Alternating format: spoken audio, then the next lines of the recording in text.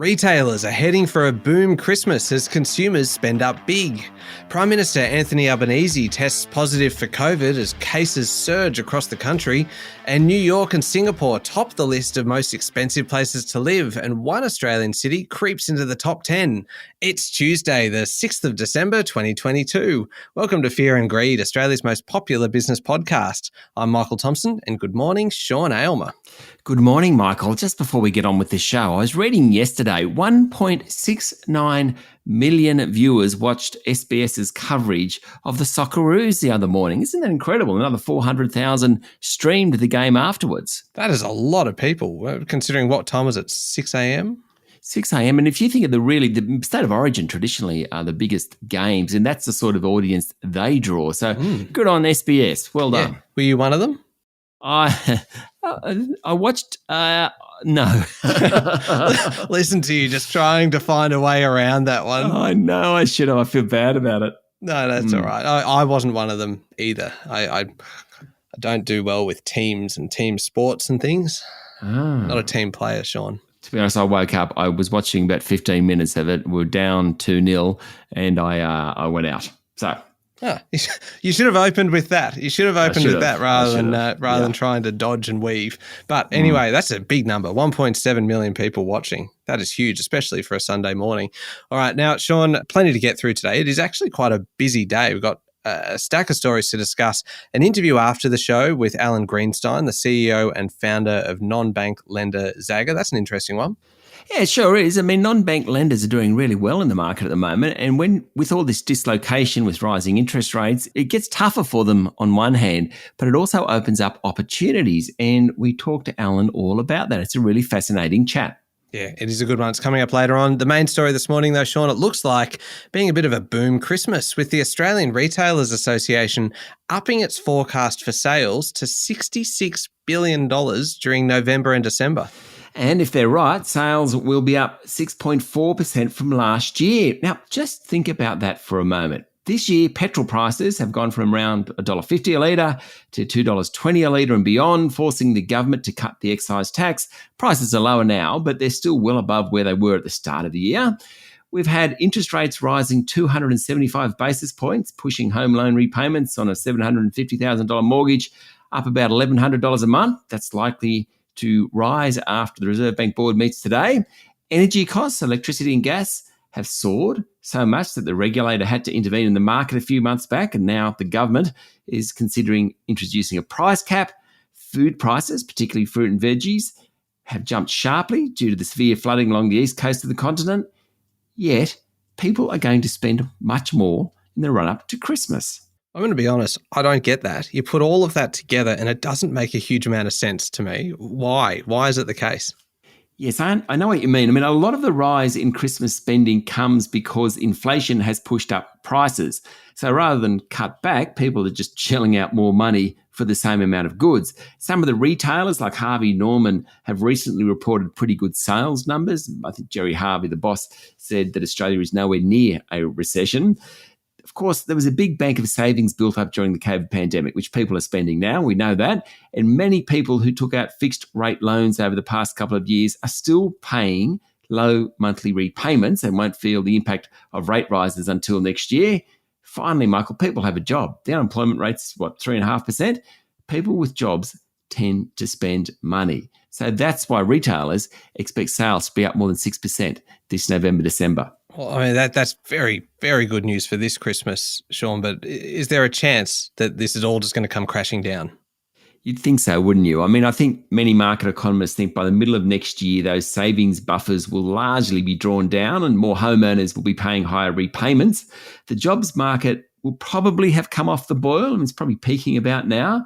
But at least for now, retailers are expecting a bumper Christmas. And just to finish this story off, do you know one of the key themes this Christmas, according to the Retailers Association and a Roy Morgan survey? Sensory indulgence. I can't even say that word, sensory. Sensory indulgence. What's that mean? It just sounds like a lot of Food and grog, that's what it sounds like to me. Yes. Sean, no BS Aylmer cutting through here. Just food and alcohol. I like that. Yeah, I think so. Now, local markets, what happened yesterday? Well, the S&P ASX 200 closed up 0.3% to 7,326 points, led by the energy and materials companies. Industrials and utilities both lost ground. Beijing's decision to ease COVID-19 restrictions in some major cities over the weekend sent the price of iron ore surging. It was heading towards $110 a tonne last night, the highest since September. The big beneficiaries, of course, were the local miners. Fortescue share price was up 7%, Rio Tinto up 4%, BHP up 2.6%. Oil prices have also risen after OPEC said it will keep output steady and sanctions on Russia kicked in. Not good news for petrol prices. Pretty good news, though, for the local oil and gas companies. Beach Energy finished up more than 5%, while Santos jumped 3%. Woodside Energy was up more than 2%. Otherwise, Michael, the banks were mixed. The retailers and Telstra were higher. Diversified miner South32 was another good performer, up more than 4%. All in all, a pretty busy day on the market. And internationally, what's been happening? Well, the so-called reopening trade in China has helped a bunch of share markets, including Australia. The financial hub of Shanghai scrapped PCR testing requirements to enter outdoor public venues, such as parks or use public transportation from yesterday. Hangzhou, home to tech giant Alibaba, also dropped testing requirements to enter most public venues, including offices and supermarkets, and then to take public transportation. Other top cities, including Beijing, Shenzhen, and Guangzhou, relaxed curbs in recent days. That means assets relying on China, from currencies to iron ore to Asian equities, all did well yesterday. That really was the dominant theme. It also put downward pressure on the US dollar. That helped the local unit, which is trading around 68.5 US cents.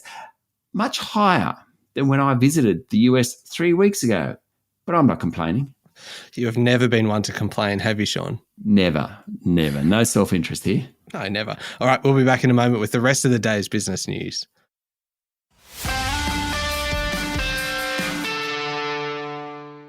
Sean, the ASX, the company, not the exchange, has been slammed by a parliamentary committee over its competency to replace the technology behind the equity market. And the ASX, that's the equity market, is worth about $2.5 trillion. So having the right technology matters. It's kind of important. The committee was critical of ASX Limited's lack of transparency around the project and cultural problems. It has been a bit of a disaster for ASX Limited. Senator Deborah O'Neill yesterday described the CHESS replacement project as a profound failure.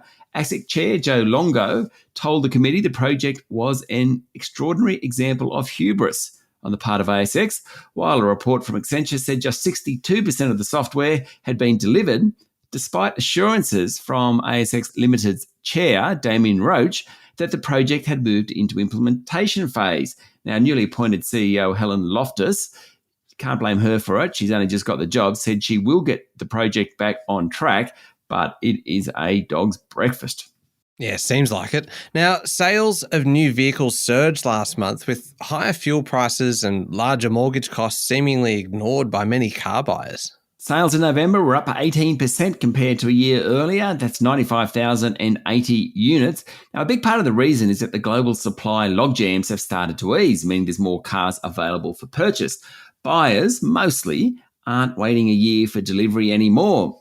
Michael, again, it's the utes that people want to buy, with Toyota Hilux the bestseller, followed by the Ford Ranger. Then comes the Toyota Corolla, and then MG's ZS, which shows how well the Chinese-made brand has done in the local market. There were 1,805 Tesla Model Y cars sold, making it the 10th most popular model. Interesting that the Hilux and the Ford Ranger, which are obviously the dual cab utes, which are mostly diesel, and diesel prices are higher than petrol prices at the moment. So clearly, no one really worries too much about diesel prices, just me. Yeah, back to self-interest. Every time I mention petrol, you mention diesel. Yeah, you can actually hear my kind of brow furrowing as soon as you mention kind of petrol prices. Oh, I like the word furrowing, brow furrowing. Yes, it's a very distinct kind of sound. You need to listen for it quite carefully. Very closely. Yeah, that's right. Yeah. You can hear everyone just leaning in just a little bit there to hear that noise. Sean, Prime Minister Anthony Albanese last night said he has tested positive for COVID-19. He's one of many COVID cases around at the moment, even though it's a bit hard to get a handle on just how prevalent it is, though national cases are up for the 6th successive week. The Prime Minister said it was a routine test. He took it. and he came up positive. It's the second time Mr. Albanese has tested positive for COVID. He'll isolate and work from home. Now, he is just one of many. There are outbreaks across the country, and hospital admissions and antiviral prescriptions are the highest since the winter outbreak in August. But rather than experiencing a short, sharp wave of cases, as we expected, there's a bunch of subvariants of coronavirus circulating through the population at the moment. So it means a slower, longer wave has taken hold. That's bad news. Last week, nationally, cases were up 20%. Tasmania led the way with a jump of 46%. Of course, it is hard to know exactly how many cases there are because many people just don't test anymore. Adjusted for unreported rat tests, New South Wales late last week recorded its highest level of daily cases since early August, with test positivity at 20%, similar to the peak of the winter wave, according to Financial Review. Now, high test positivity suggests the prevalence of the disease is not being accurately reported. There's much more of it among the population than we realise. Sean, Metcash, which is the grocery wholesaler to IGA stores, has lifted half-year earnings and its dividend. Yeah, pretty good result for the 6 months to the end of October. Revenue was up 8%, pre-tax profit was up 10%. Significantly, Metcash said supply chain challenges had improved. That's good news, though wholesalers aren't out of the woods yet. Fuel, freight and labour costs remain high, and there's plenty of uncertainty over the ongoing impact of inflation. Metcash's share price closed up slightly yesterday. Sean, Papua New Guinea Prime Minister James Marape has been in Sydney, highlighting what he says is a low-risk environment for energy investors in his country. His timing's pretty good, given the Australian government is talking about capping gas prices. Some companies shy away from countries like PNG, fearing sovereign risk, things like poor governance and the potential for government interference. But Mr. Marape said investors in PNG could be assured that the government understands their needs to make profits on their investments, and said they can also have confidence in the rule of law and the sanctity of contracts in the country through the independent judicial system. Sean, Brisbane-based cryptocurrency exchange SwiftX has cut more than 1/3 of its workforce as the cryptocurrency bubble deflates. It hasn't quite burst, but there's plenty of worried traders out there. That's mostly due to the collapse last month of global exchange FTX and the resulting loss in confidence around digital currencies. SwiftX is in the middle of a $1.5 billion merger with budget stockbroker Superhero. It's also trying to raise capital. Cutting jobs for the second time this year ain't a good look. And finally, Sean, free TAFE courses will be offered to 120,000 students in New South Wales next year, including 10,000 in childcare and 5,200 in construction. The federal and New South Wales governments have struck the largest deal ever to deliver free vocational training through technical and further education. That's what TAFE stands for, through TAFE colleges. It's a $319 million agreement that was announced yesterday. Good on them. Yes, indeed. Now, moving on to overseas news, Iran has effectively disbanded the Morality Police, which is the group that monitors women's clothing, following long-running protests. Yes, these protests were sparked by the death of a 22-year-old who was arrested for allegedly failing to observe the Islamic dress code. There has been no official announcement that the Morality Police have been shut down, but a report over the weekend from Iranian officials said as much. The report said the government will keep an eye on public behaviour, but wouldn't take a lead role in implementing hijab law.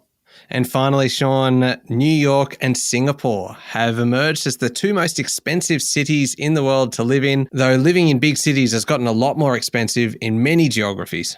In fact, the cost of living in 172 of the world's major cities has skyrocketed on average by 8% over the past year. Quite incredible. That's according to the Economist's Intelligence Unit. Tel Aviv comes in at number 3. It was number 1, but it's been replaced.